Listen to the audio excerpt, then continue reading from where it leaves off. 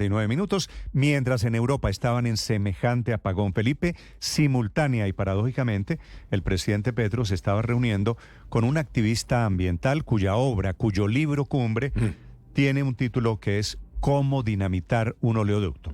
Este es un activista sueco, el señor Andreas Malm, reunión en la que participó también el ministro de Educación de Colombia, activista por los derechos del medio ambiente. El libro se llama así, Cómo volar o cómo dinamitar un oleoducto, que obviamente para Colombia tiene un mensaje terrible en este país en donde la guerrilla y el terrorismo se la han pasado volando oleoductos. Sí, pero pues, Néstor, es que a mí ya como no me sorprende nada de lo que haga o diga el presidente Petro, pues él está viendo a ver es cómo dinamita, no solo un oleoducto, todo. El presidente Petro... Pues que reciba este disque ambientalista y no sé qué cosa en la Casa de Nariño, pues bueno, a ver... ¿Y a quién iba a recibir? No, pero es que resulta, Felipe, que el señor Malm es uno de los faros ideológicos del gobierno del presidente Gustavo Petro en materia de transición energética. Es un hombre que en sus discursos y en sus libros justifica el uso de las vías de hecho para atacar las energías tradicionales o las energías que son no renovables, es decir... Sí, pero en realidad son expresiones más simbólicas para decir que lo que hay es que dejar de utilizar los combustibles fósiles. No son simbólicas porque el señor... Héctor, le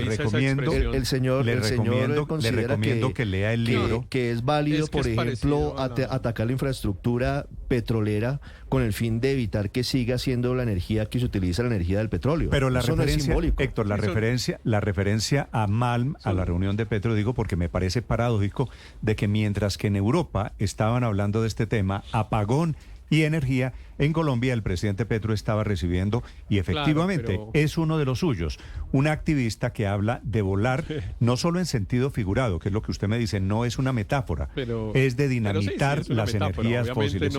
Obviamente no es una instigación a la violencia, el libro no es un delito de instigación a la violencia. El libro pues evidentemente utiliza un giro retórico para decir que hay que dejar de utilizar combustibles fósiles y seguramente pues usa una expresión desafortunada, equivalente a la motosierra de Milei, que por ejemplo pues en Colombia también es innombrable. Pues ya la senadora Paola Holguín la mencionó en un acto político. El libro es sobre el sabotaje, a esta industria del petróleo. Por eso la fotografía, Héctor, la del libro del señor Malm, es un oleoducto en llamas y no es coincidencia.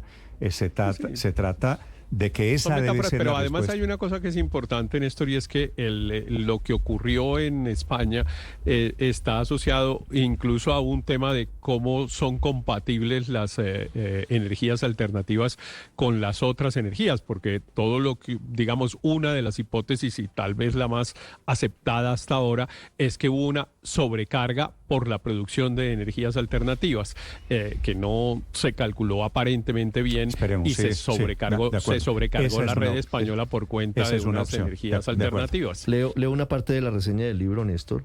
Andreas Malm argumenta que la aceptación estratégica de la destrucción de la propiedad y la violencia han sido la única vía para el cambio revolucionario. No es una metáfora, no es un tema retórico. Por eso le decía. 6:42, pero era para decirles que el presidente Petro, mientras Europa estaba en el tema del apagón, el presidente Petro, aquí en el Consejo de Ministros, que comenzó pasada las 8 de la noche, terminó pasada las 11 de la noche, estaba en el tema del incendio.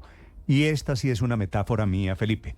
El presidente Petro, con el tema de la consulta popular, sugiriendo por primera vez que la gente, que lo que él llama pueblo, que es de lo que él se cree propietario, que el pueblo debe actuar en caso de que el Congreso no le apruebe la reforma laboral.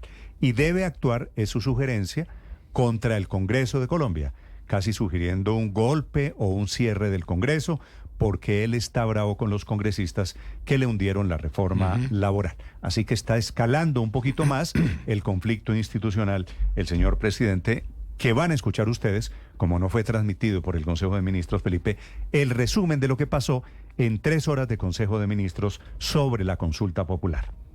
Mateo Piñeros. Néstor, buenos días. Este lunes se realizó un Consejo de Ministros televisado por canales públicos. A las 8 de la noche empezó con una pieza publicitaria sobre la consulta popular y las manifestaciones del 1 de mayo. Esta propaganda fue la misma que la Comisión de Regulación de Comunicaciones prohibió emitir. ¿Qué vas a hacer el 1 de mayo? Es festivo. ¿Nos vamos de viajecito o qué? Plan tranqui. ¿Cómo así? ¿No vas a ir a la plaza? ¿Cuál plaza? Pues a la Plaza de Bolívar. ¿No ves que es el Día de los Trabajadores y toca defender la consulta popular? Y es que justo este fue el tema con el que empezó el Consejo de Ministros. La Comisión de Regulación de Comunicaciones prohibió transmitir esta propaganda, pues no se ajustaba a la ley, ya que los espacios institucionales deben utilizarse para informar a la ciudadanía sobre el ejercicio de funciones propias de las entidades del Estado, así como para promover la unidad familiar, el civismo, la educación, los derechos humanos y la cultura. Sin embargo, el presidente Petro pidió denunciar a la comisión. Diciendo que no podemos hacer propaganda pidiendo una consulta. Pedir una consulta es un derecho que nos otorga a la gente vía firmes y al gobierno vía constitución. ¿Cómo así?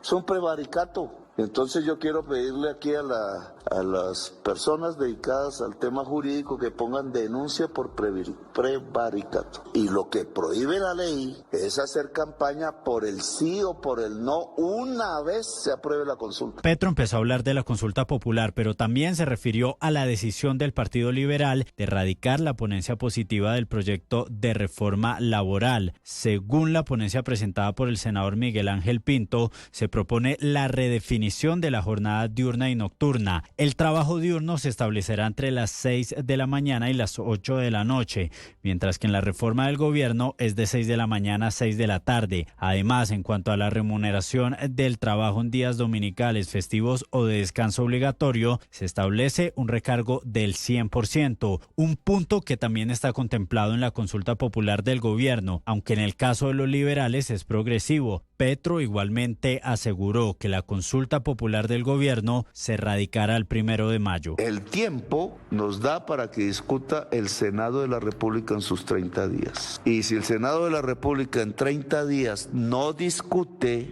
entonces el presidente por decreto convoca la consulta tal cual dice la ley. Si no aprueba o no se pronuncia. Si va a negar la consulta mientras discuten en la Comisión Primera, el pueblo debe saber qué hacer. El pueblo tendrá entonces la posibilidad de actuar de otras maneras, que no es amenaza. El presidente también aprovechó el Consejo de Ministros para responder a los chats que entregó la exconsejera de las regiones Sandra Ortiz a la Fiscalía. Según esas conversaciones, algunos de los recursos de la Unidad Nacional de Gestión del Riesgo se habrían utilizado para elegir a Vladimir Fernández como magistrado de la Corte Constitucional, pues según los chats, el expresidente del Senado, Iván Name, habría recibido plata para acelerar la elección de Fernández. No nos busquen a nosotros lo que no hemos hecho. Nosotros no compramos congresistas ni yo ordeno eso. Y Iván Name es un ejemplo. Ahora, los verdes de ese sector robaron dinero para elegir